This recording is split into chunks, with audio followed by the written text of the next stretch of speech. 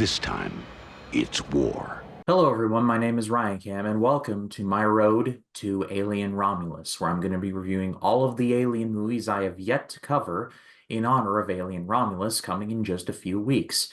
Alien Romulus looks spectacular. Shout out to Fede Alvarez. He knows what he's doing. But just as a bit of an aside note, I'm going to be covering all of the movies that I have not covered in the Alien series. I've reviewed Alien twice. It's one of the greatest horror movies of all time, one of the greatest sci-fi movies of all time. Watch it.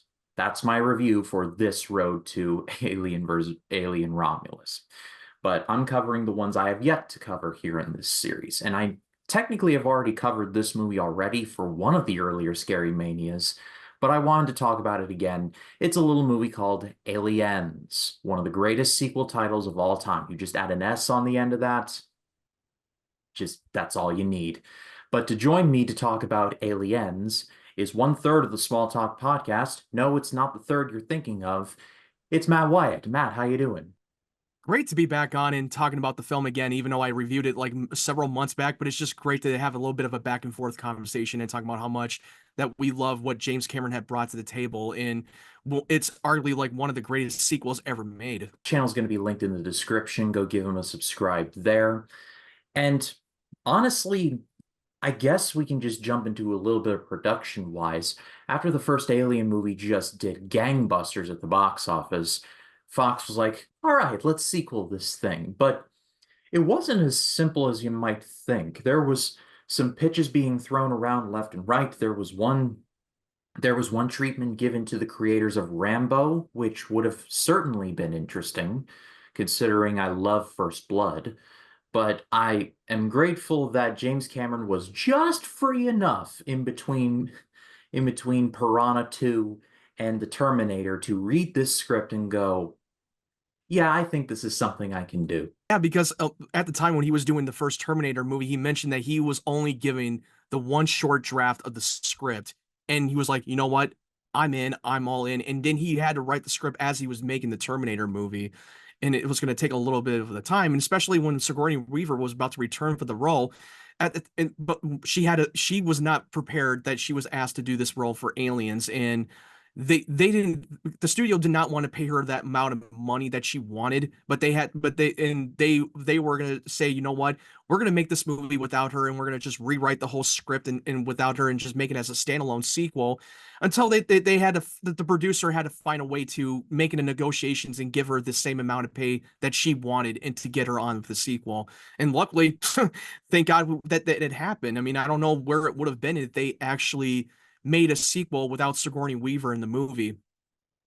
I mean, unless you have her, I mean, what's the point? I mean, she is the most recognizable character in the entire series, and she is like the reason like why people like know it to more or less. It launched Sigourney Weaver's career to the point where she's still acting today.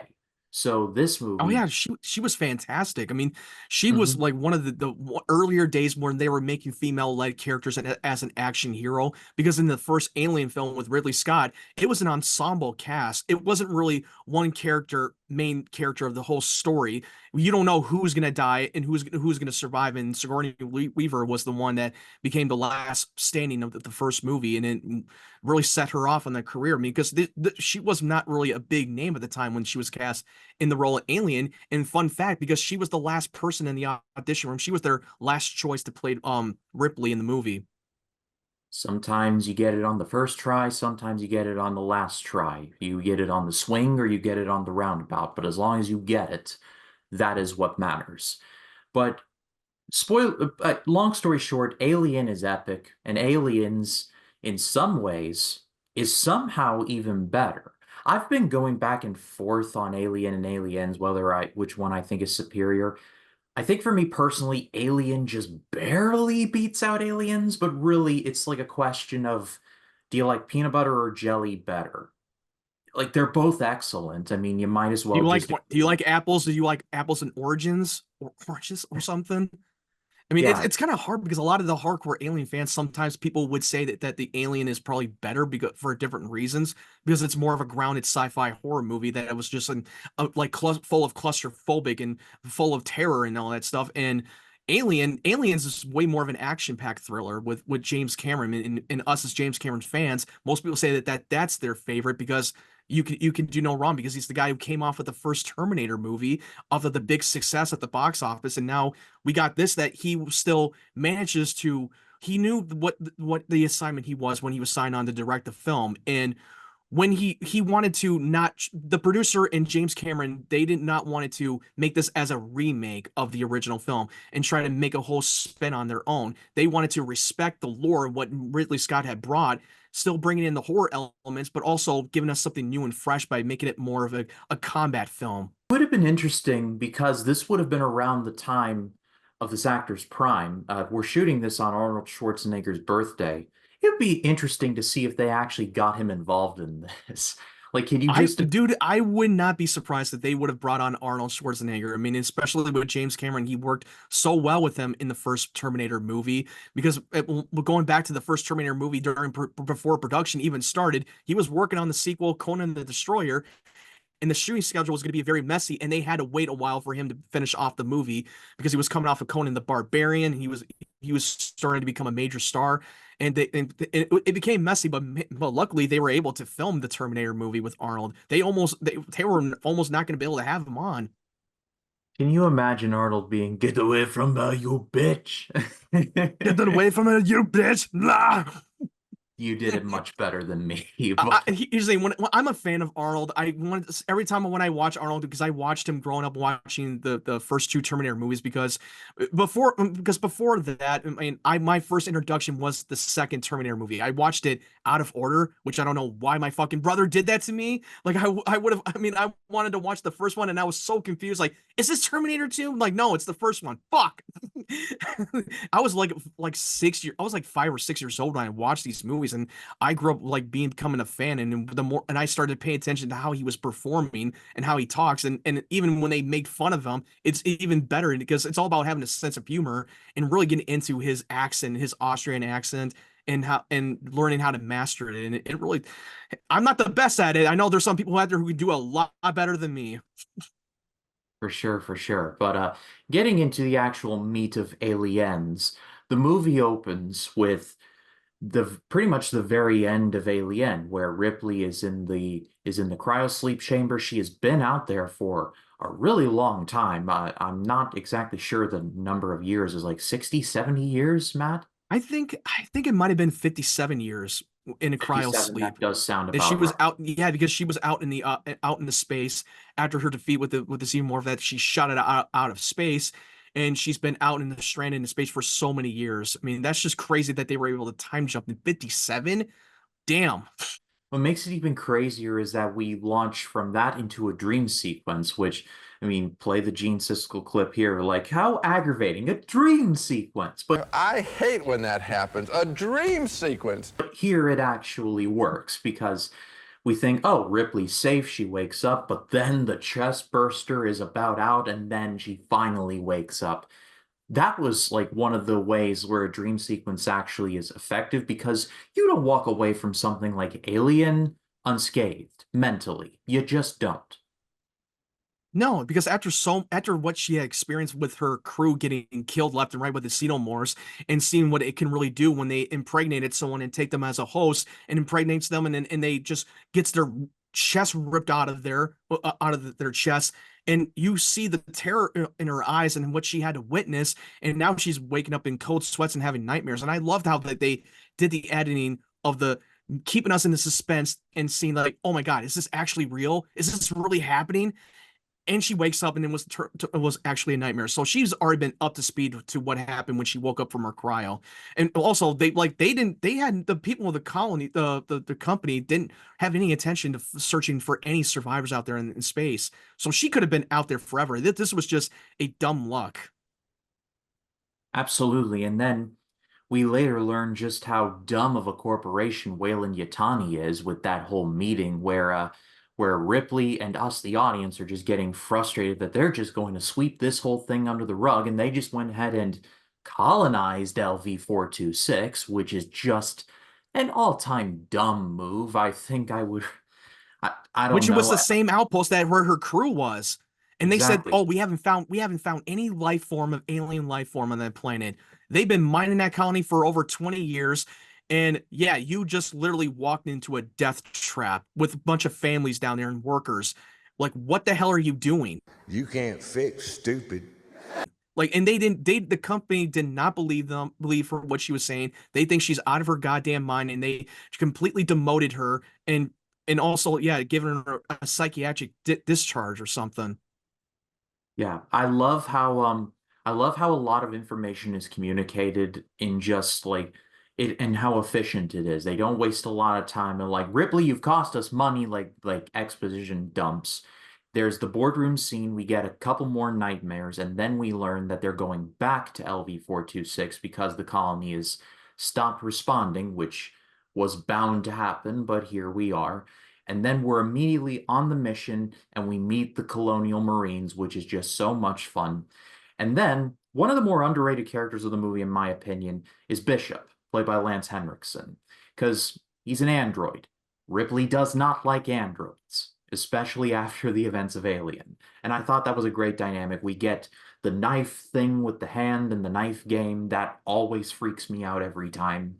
Even though I know he's an android and he's never gonna miss, I still am like, one slip of that hand and the fingers go, it's going off. Well, the reason why he's putting his hand on Bill Paxton's character over it because he's programmed to not harm himself or any other human life form. That's why he took the gamble of doing that move. And also with Lance Hendrick, he even told them that he took like I think it was like months or weeks to learn how to master it, and then he cut himself on it too whenever he messes up. But going back, have you ever watched the special edition, the director's cut of the movie? Yes, it's been a while, but yes, I have.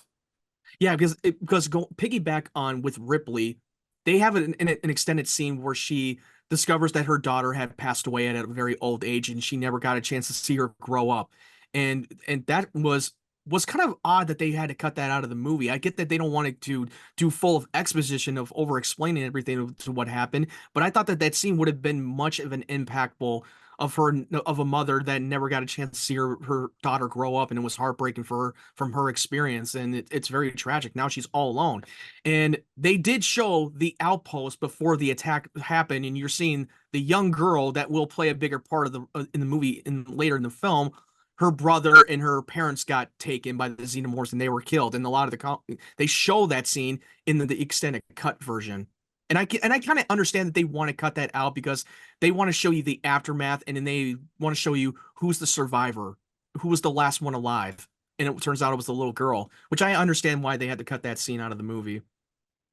I also I also appreciate that we get in the hangar, we see Ripley is immediately the outsider, but she is like, is there anything I can do around here? And then she gets in that turbo lift and she just masters it. That's a nice little plant and payoff for the very ending of the movie. In the business, we call this foreshadowing, but there's not a ton of time spent on you're an outsider, so you don't belong with us. Like Ripley earns it. I love that about that movie. I love the spirit of it.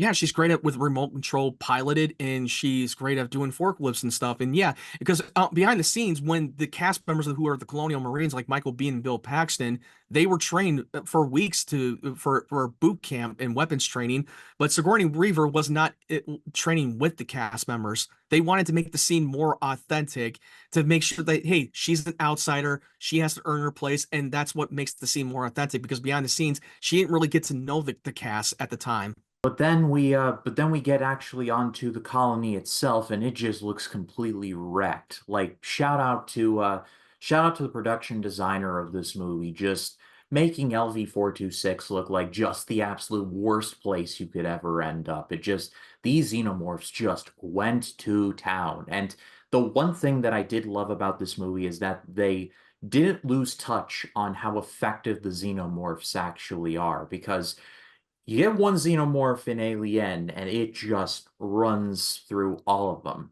But now you're getting multiple xenomorphs, and the thought of that alone chills up and down your spine. Yeah, they had multiple of them. And it's even more terrifying what they were walking into, a death trap.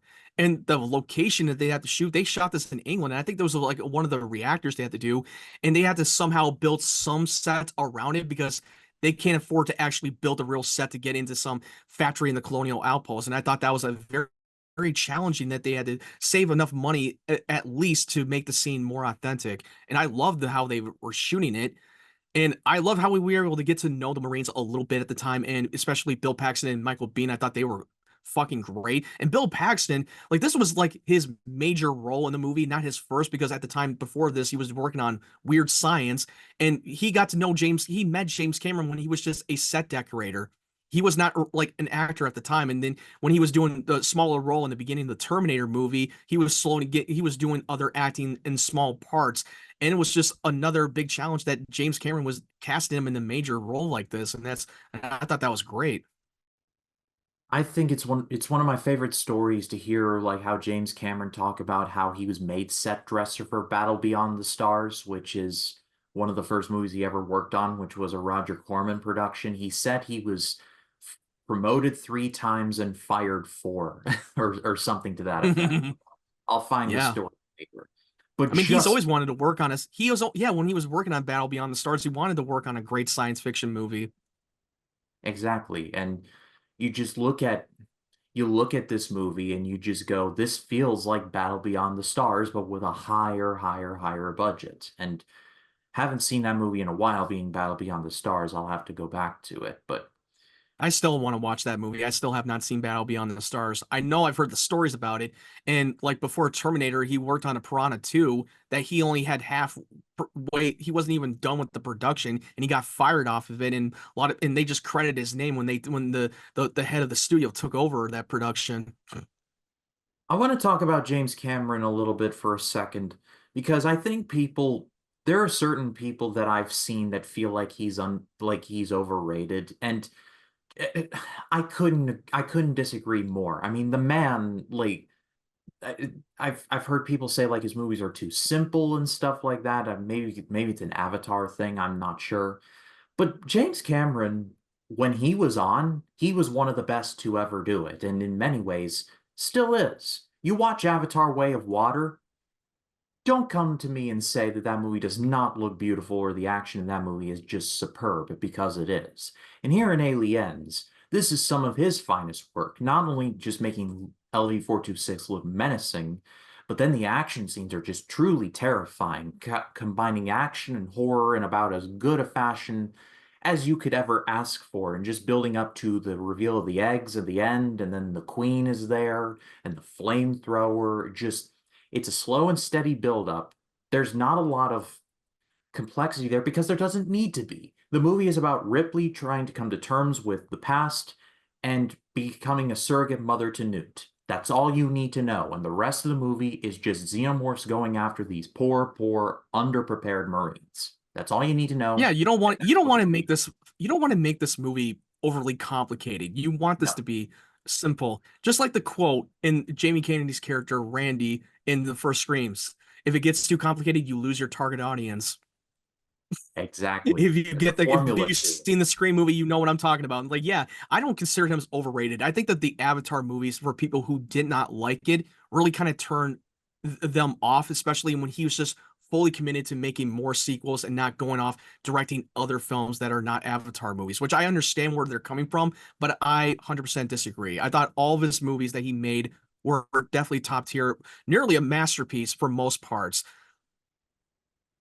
Yeah, I absolutely agree. And then we end up getting to quite possibly the best finale of the entire Alien series. We get the Queen ends up getting onto the ship. Like, Ripley gets into the turbo lift. She drops the line of "Get away from her, you bitch," which is just iconic at this point. There's a brilliant fight there. And Bishop proves his worth by saving Newt and sacrificing at least half of his body for the saving of everyone involved. And the Queen ends up getting shot out of the airlock in just a Let's talk brilliant. about Berg. Let's talk Paul Hazard as Berg.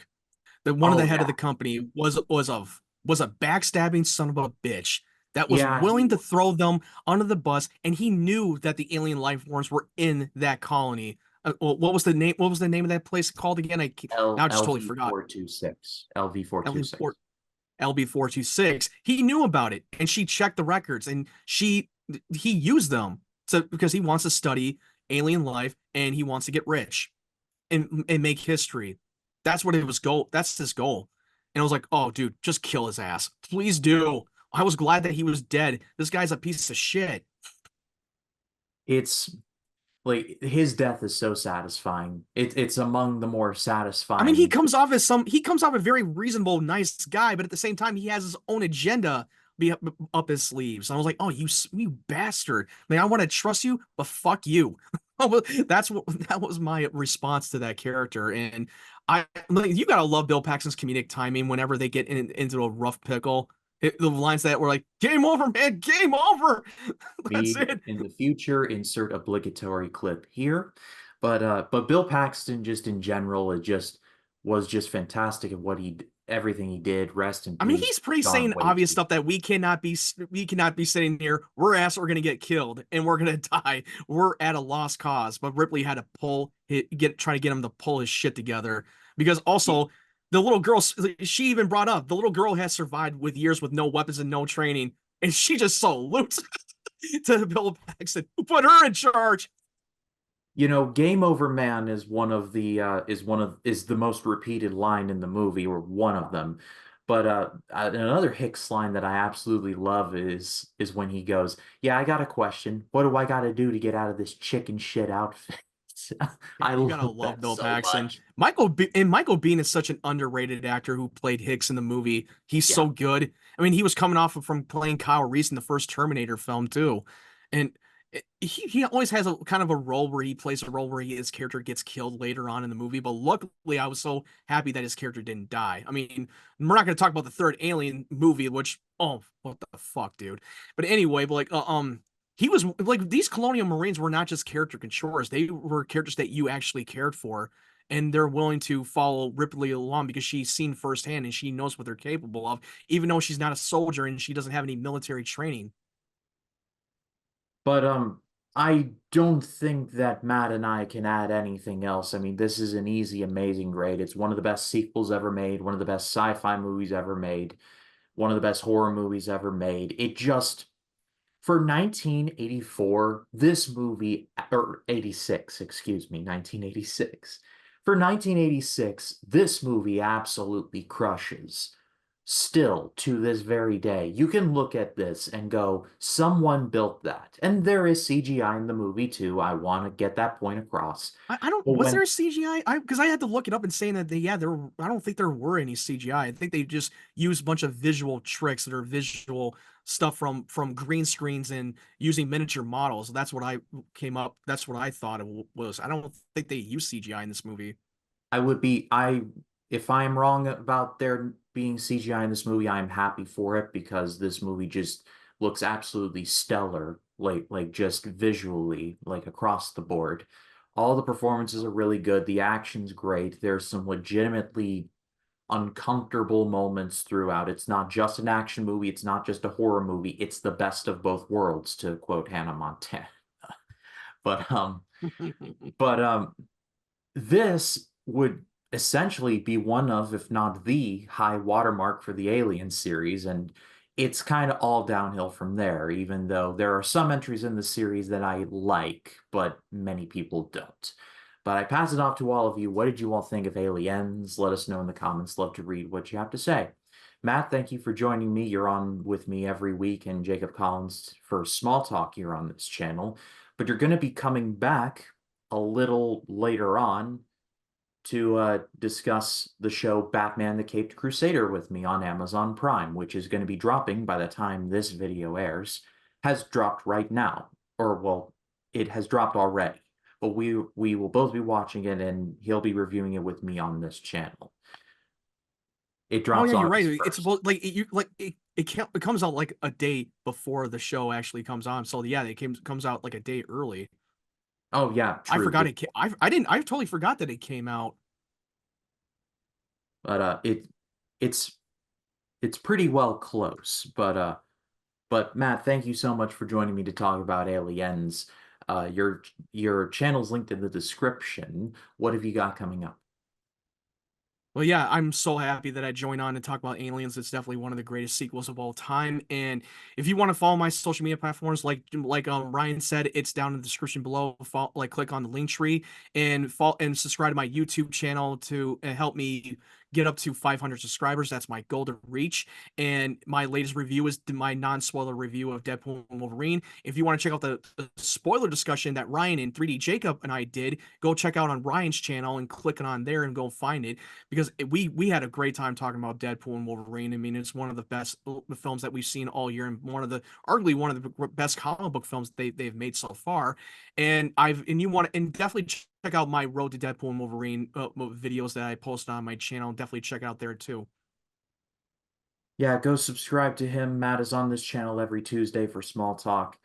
But coming up on the road to Alien Romulus, it is going to be talking about the very, very problematic film known as Alien 3. And I'm going to be having on a debut guest joining me to talk about this. But for Matt Wyatt, my name is Ryan Cam. We will see you all in the next one. Take care.